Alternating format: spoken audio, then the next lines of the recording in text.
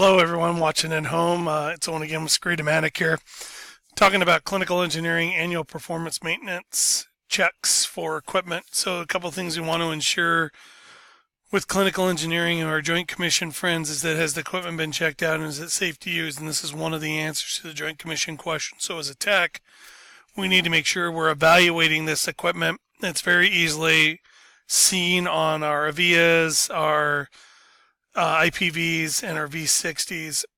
Last year it was this bluish color you can kind of see down over here on the left hand side of the screen. It says 2018.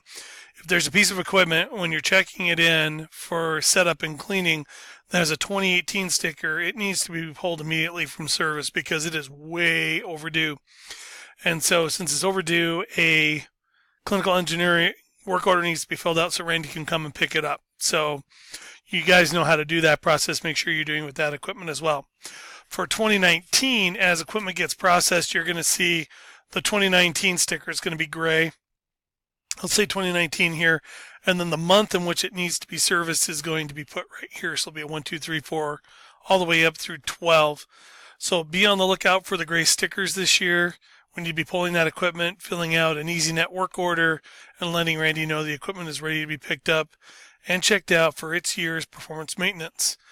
That's all there is to this. Hope you have a great day. Thanks and take care.